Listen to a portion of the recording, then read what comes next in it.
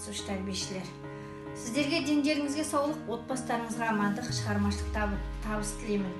Мен Атырау облысы Қызылқоға ауданы Миялы ауылы Берқай Романчин атындағы Қазақ орта мектебінің шағын орталық тәрбиешісі Деке Райхан Амандыққызы. Ұлы ұстаз Ахмет Байтұрсыновтың білім біліктілікте жеткізер баспалдақ, ал біліктілікті сол білімді іске асыру дағдысы деп бекер айтпаған.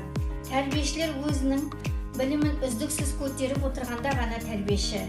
Біз өз білімімізді жетілдіру үшін, уақытпен бірге қадам басу үшін үнемі дамып, кәсіби шеберлігімізді шыңдап отыруымыз қажет.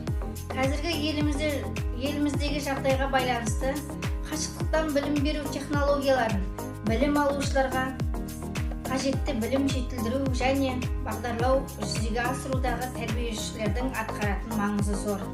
Мен өз оқу қызметімді ала отырып, мақсатым өзімнің қашықтықта оқытуда дайындау барысында акті құралының YouTube, WhatsApp, Learning Apps, Zoom тағы да басқа акті құралдарын қолданып жүрмін.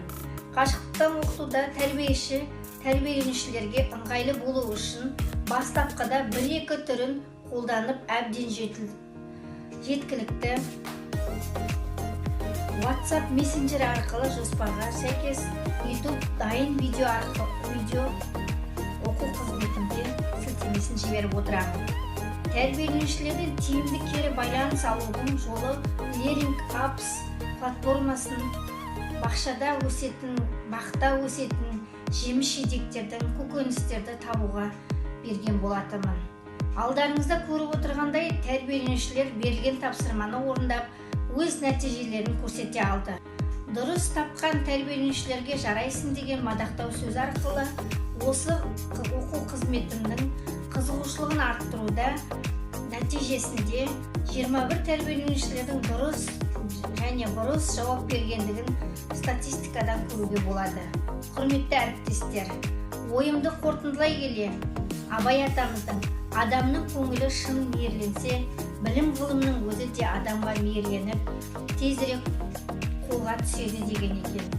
Сондықтан бүгінгі тәрбиеленушілер білім жинауға қанша да асығып, тәуелсіз еліміздің игілігі жолында білімдерін ел кәдесіне жаратып, болашақта озық ойлы, өрісі кең, өрелі азаматтар болу қажет.